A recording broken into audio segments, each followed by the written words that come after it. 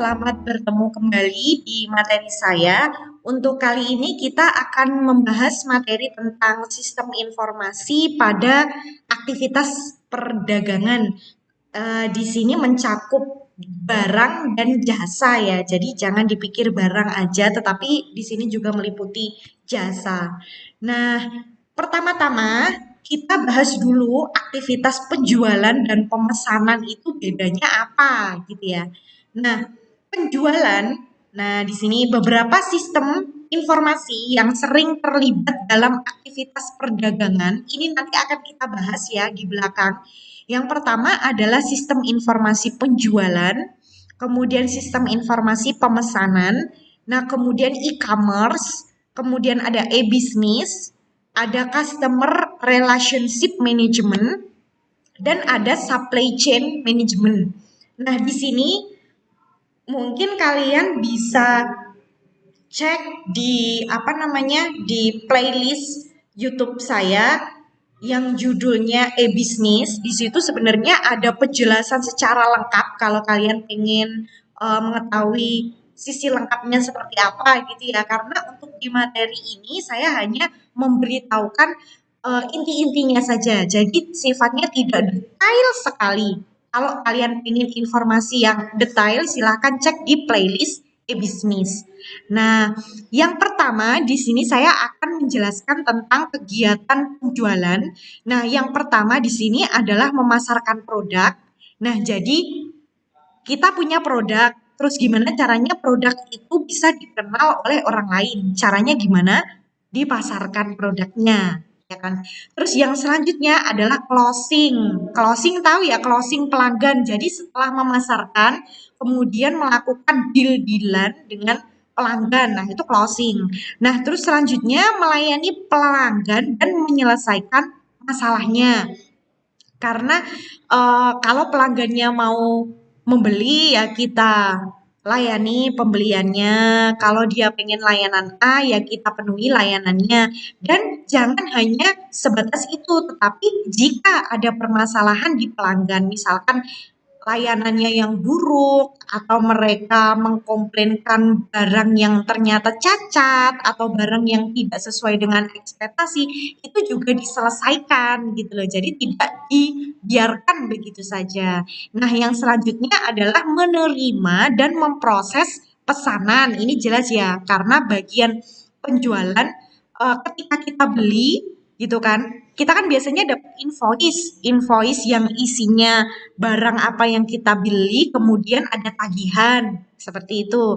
Nah, yang selanjutnya membina hubungan dengan pelanggan. Nah, seperti itu. Jadi tidak hanya pelanggan datang udah gitu ya, ya udah pelanggannya dilayani, udah gitu, tapi juga membina hubungan supaya pelanggan itu bakal balik lagi ke kita. Nah, ini nanti berkaitan soalnya dengan materi yang di belakang. Nah, yang selanjutnya adalah kegiatan pemesanan. Nah, kalau kegiatan pemesanan ini poin pertama, poin kedua, poin ketiga ini sama ya. Tetapi kasusnya kalau penjualan itu barangnya biasanya udah ready stock. Tapi kalau pemesanan ini tuh enggak. Jadi kita pesen dulu baru nanti dibuatkan gitu loh. Nah, di sini kegiatan pemesanan ada mengkoordinasikan bahwa pesanan itu dapat dipenuhi. Jadi ada pelanggan pesan 10. Ya, kita benar-benar bisa memenuhi 10 itu apa enggak? Nah, kalau kita udah bilang iya, berarti kita harus mengkoordinasikan bagaimana caranya supaya pesanan 10 itu bisa diselesaikan tepat waktu gitu. Nah, kemudian yang selanjutnya adalah menyelesaikan pelunasan pembayaran. Karena biasanya pemesanan itu bayarnya di akhir. Jadi ketika barang itu sudah sampai, barang itu sudah datang, baru kemudian pembayaran itu dilunasi gitu. Nah, kemudian yang selanjutnya adalah mengonfirmasi progres pesanan. Jadi apakah pesanan itu sudah dibuat atau belum gitu ya. Bahkan ada beberapa kasus pembuatan pesanan itu harus melalui beberapa tahap ya kan. Misalkan kalian pesen buku yang custom atau pesen undangan gitu ya. Pesen undangan yang custom. Nah, pesanan itu sudah masuk di bagian percetakan atau di bagian desain atau sudah di bagian finishing seperti itu. Nah, jadi kalau konsepnya pemesanan itu harusnya ada konfirmasi bahwa progres pesanan Anda sudah sampai ini loh gitu. Jangan sampai pelanggannya transfer misalkan kasih DP gitu ya. Udah, nggak ada komunikasi lain. Nah, itu adalah salah satu kegiatan pemesanan yang kurang baik. Nah, selanjutnya sama ya, membina hubungan dengan pelanggan. Nah, yang selanjutnya adalah sistem informasi penjualan. Nah, sistem informasi penjualan itu menangani pendataan atau pengelolaan data atau informasi tentang barang, kemudian pelanggan, kemudian transaksi penjualan atau sistem kasirnya biasanya. Nah, kemudian tagihan transaksi dan yang selanjutnya adalah laporan penjualan. Nah, kalau sistem informasi pemesanan itu sama ya, pengelolaan barang atau jasa, kemudian pengelolaan pelanggan. Nah, yang selanjutnya ada estimasi waktu dan kesepakatan. Jadi ada misalkan saya pesen undangan gitu, estimasi waktunya kapan saya bisa mengambil dan kapan itu diproses, kapan maksimal pembayaran, kemudian berapa biaya yang harus dibayar terlebih dahulu, seperti itu. Nah, yang selanjutnya transaksi pembayaran dan tagihannya. Nah, jadi sama seperti penjualan bahwa di sini pun juga ada sistem kasir untuk menghitung pesanan itu biayanya yang harus dibayar oleh pelanggan itu ada berapa. Nah, kemudian status pesanan atau penjadwalan yang saya katakan tadi bahwa ada tracking gitu ya.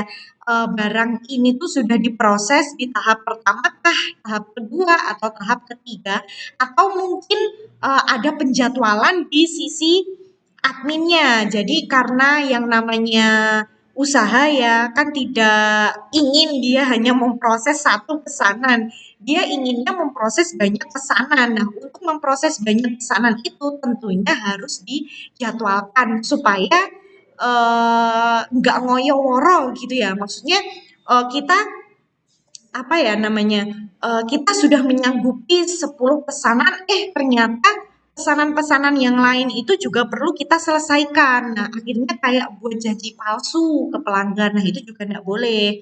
Nah, di sini sistem informasi pemesanan itu ada status pesanan atau penjadwalannya. Nah, yang selanjutnya adalah laporan penjualan. Nah, ini meliputi apa namanya transaksi penjualan itu kemudian dikumpulkan per bulan, per hari, per minggu seperti itu sehingga jadi laporan.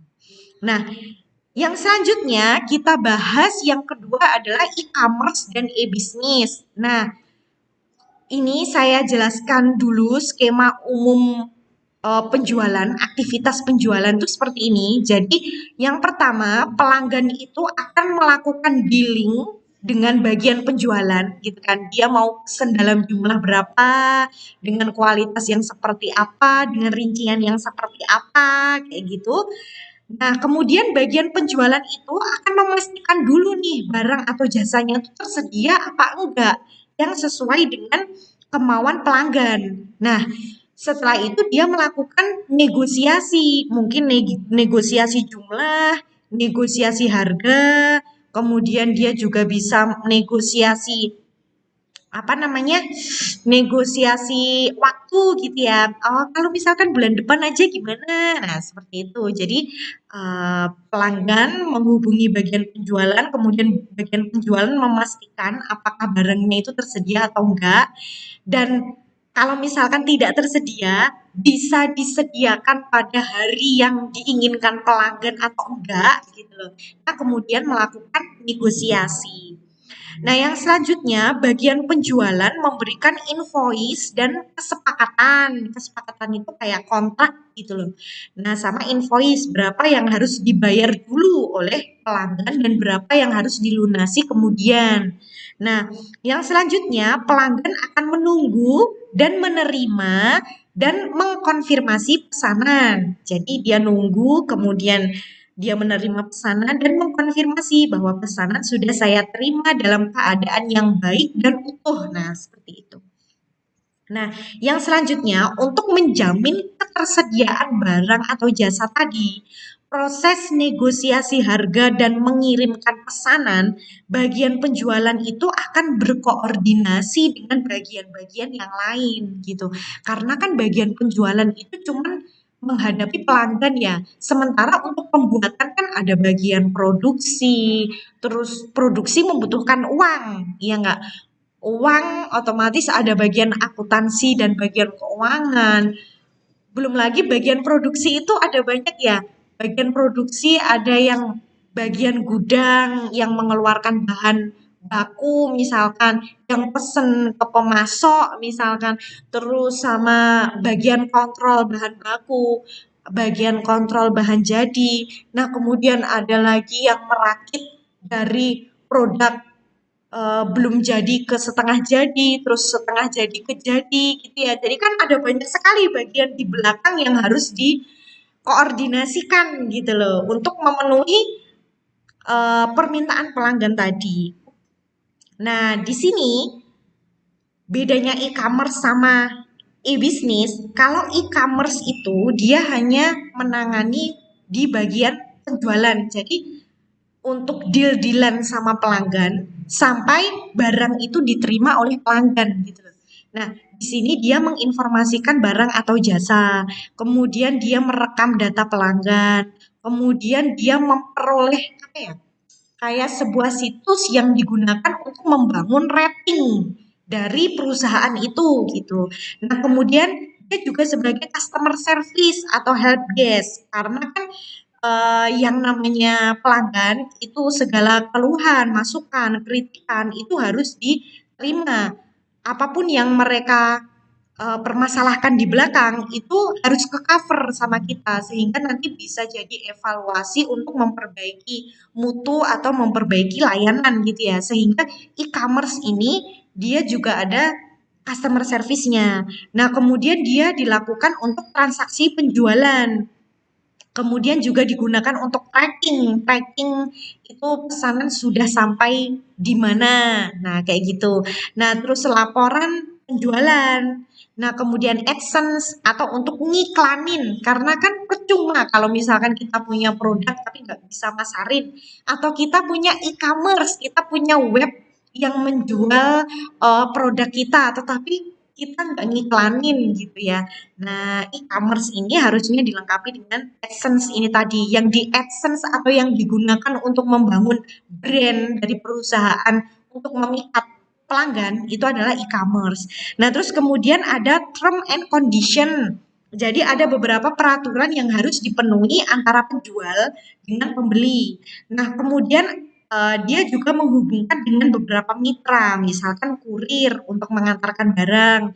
Nah, kemudian ada investor. Nah, kemudian ada merchant, ada payment online. Jadi kan sekarang itu bayarnya udah nggak by apa ya, nggak by tunai ya. Ada electronic payment. Jadi misalkan dia bayarnya lewat minimarket misalkan, lewat pos, atau misalkan lewat OVO, lewat GoPay dan lain sebagainya itulah. Nah, itu yang berada di garda terdepan itu adalah e-commerce ini. Nah, sementara kalau e-bisnis itu beda. Nah, karena biasanya itu disamakan ya, e-bisnis sama dengan e-commerce, ternyata enggak. Kalau e-bisnis itu menghubungkan semuanya ini. Nah, jadi yang tadi ketika bagian marketing atau bagian pemasaran itu ketika dia mengkonfirmasi bahwa iya pesanan bisa disediakan pada hari itu gitu kan dia harus berkoordinasi dengan pihak-pihak yang ada di belakang. ya kan. Nah, e-bisnis ini digunakan untuk mengkoordinasikan data-data yang ada di belakang itu, yaitu meliputi bagian sumber daya.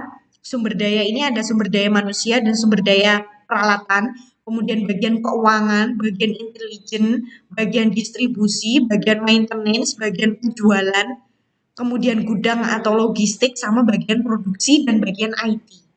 Gitu.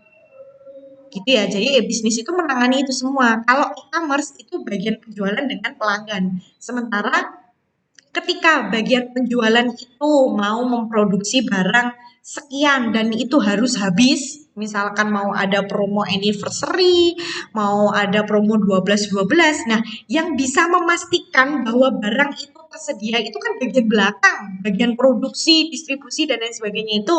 Nah, yang mengordinasikan data yang ada di belakang itu adalah e-bisnis. Nah, dan e-commerce ini dia masuk ke ranah e-bisnis juga. Jadi ini, e-commerce itu adalah bagian dari e-bisnis, tetapi e-bisnis itu bukan tidak sama dengan e-commerce gitu. Jadi misalkan gini, eh, misalkan logikanya gini, kendaraan gitu ya. Kendaraan darat itu kan ada banyak banget. Ada kendaraan darat itu ada mobil, ada bis, kemudian ada truk, ada motor, dan ada macam-macam gitu ya. Nah, istilah kendaraan yang mencakup semuanya itu adalah e-bisnis. Nah, sementara yang lebih spesifik tadi misalkan motor. Oh, motor itu adalah kendaraan darat yang digunakan oleh satu atau dua orang manusia, bentuknya kayak skuter bermesin, dan dia harus memakai helm. Dia mengantarkan jarak dekat dan jarak jauh, tetapi ada maksimal atau risiko tertentu ketika dia digunakan untuk jarak jauh gitu ya. Nah, e-commerce itu bagian spesifiknya e-bisnis gitu loh. Jadi e-bisnis itu komponennya itu ada banyak. E-commerce itu adalah salah satunya. Gitu ya. Jadi sekali lagi bahwa e-commerce itu tidak sama dengan e-bisnis karena e-bisnis cakupannya lebih luas. Nah, terus yang selanjutnya adalah customer relationship management. Nah, intronya nih, hal yang dipertahankan pada bisnis gitu kan. Kalau kita itu membangun bisnis, kita akan selalu menginginkan pelanggan yang selalu repeat order. Nah, kemudian ada keberadaan mitra yang memberikan dampak positif. Mitra ini bisa pelanggan, bisa pemasok, bisa kurir, bisa investor gitu ya. Jadi mitra itu banyak lah. Bisa juga orang-orang yang kita ajak kerjasama dalam hal sponsorship misalkan. Nah, kemudian barang atau jasa yang diproduksi bisa laku seluruhnya, jadi nggak ada yang sisa. Nah, kemudian yang selanjutnya adalah citra usaha yang bagus. Ya nggak? Pasti kita pengen ini kan. Nah, untuk mendukung tujuan bisnis pada hal itu, maka digunakanlah CRM atau Customer Relationship Management gitu. Jadi Customer Relationship Management ini sebuah tools gitu ya, sebuah tools dari e-bisnis yang digunakan oleh perusahaan untuk menarik pelanggan dan membangun hubungan dengan pelanggan yang baik gitu. Nah, kemudian yang selanjutnya ini ada beberapa definisi modul-modul pada CRM. Nah, modul-modul utama yang ada di dalam CRM itu adalah sales. Yang pertama, sales itu untuk memudahkan eh, kegiatan penjualan. Nah, kemudian direct marketing and fulfillment. Jadi bagaimana proses pemasaran itu bisa tepat sasaran gitu loh. Jadi kayak pelanggan yang dia suka beli mobil, ya udah dia ditawarinnya mobil aja, jangan ditawarin sepeda misalkan. Kalau sepeda nggak lagi ngehit ya, kalau misalkan emang lagi ngehit ditawarin nggak apa-apa. Tapi orang yang suka beli motor terus tiba-tiba ditawarin pesawat gitu kan juga nggak masuk ya. Nah, seperti itu maksudnya. Nah, yang selanjutnya customer service dan support dan dukungan. Jadi bagaimana pelanggan itu selain dibina hubungannya, dia juga bisa dikondisikan misalkan ada permasalahan dia ditampung dan diselesaikan. Nah, kayak gitu maksudnya. Jadi tidak dibiarkan wis kono karepmu arep ngedumel ya wis karepmu gitu. Nggak seperti itu. Nah, posisi CRM itu memudahkan bagian penjualan, marketing, dan support. Nah, salah satu syarat untuk kesuksesan CRM ini sendiri adalah bagaimana caranya si perusahaan itu mendapatkan data pelanggan. Nah, ini kenapa beberapa kasus ya seperti ada salah satu e-commerce atau marketplace kemarin yang katanya data pelanggan itu dijual belikan ke publik gitu ya atau ke perusahaan lain kok bisa jadi bocor dan lain sebagainya gitu ya. Karena memang data pelanggan itu penting banget guys. Data pelanggan karena ketika kita mempunyai bisnis, ketika kita mempunyai produk, kita harus bisa memasarkan itu gitu loh. Dan kemana kita harus memasarkan? Kan kita harus tahu orang-orang yang suka beli itu di mana. Katakanlah gini, kalian punya usaha baju, mungkin nggak kalian akan nawarin ke orang yang nggak suka fashion. Mungkin orang yang suka kuliner aja tetapi tidak suka fashion. Mungkin nggak mungkin. Atau kalian nawari kuliner tapi ke orang yang takut gemuk, lihat Indomie sebentar aja udah merasa berat badannya naik gitu. Kalian salah target guys. Nah, kenapa data pelanggan itu memang sesuatu yang sangat krusial bahkan dia diincar untuk dihack, kemudian dia diincar untuk diretas, dia diincar untuk dirusak karena ya itu, karena pelanggan itu sesuatu yang sangat potensial gitu ya. Kayak misalkan kalian punya usaha baju, terus teman kalian punya usaha baju. Mungkin nggak sih kalian nge-share, Bu Hanifah itu orangnya suka banget loh sama baju model kayak gini. Coba deh kamu tawarin model kayak gini juga. Siapa tahu eh, produknya bisa laris seperti saya. Kan nggak mungkin, pasti kita punya resep rahasia sendiri kan. Nah, itu nggak mungkin eh, resep rahasia kok dikasihkan cuma-cuma sama temen kita gitu ya, atau orang lain kan nggak mungkin. Salah satu rahasia kita itu memang adalah mempertahankan pelanggan kita itu tadi. Nah, kemudian yang selanjutnya ini ada beberapa modul CRM detail. Yang pertama adalah manajemen kontak atau ini misalkan kalau kalian menghubungi customer service gitu ya. Misalkan kalian memiliki masalah A, terus nanti disuruh tekan satu gitu ya loh. Nah, ketika kalian menekan satu nanti diarahkan ke customer service spesialis di bidang itu. Nah, salah satu contohnya seperti itu. Ada juga manajemen kontak ini mengatur otomatis misalkan kalian servis motor gitu ya. Kan servis motor itu idealnya 2 sampai 3 bulan sekali. Nah, kalian waktu ini servis terus 2 bulan atau 3 bulan ke depan kalian di SMS secara otomatis. Nah, kayak gitu. Itu salah satu termasuk manajemen kontak. Nah, kemudian yang selanjutnya adalah analisis CRM, ada pelaporan, ada manajemen kinerja. Manajemen kinerja ini terkait dengan manajemen marketingnya. Jadi marketing itu nggak perlu gontok-gontokan pelanggan ini adalah hasil closingnya dia atau tempat ini adalah hasil deal-dealannya dia, nggak perlu seperti itu. CRM itu sudah bisa memanajemen itu. Nah, kemudian manajemen media sosial.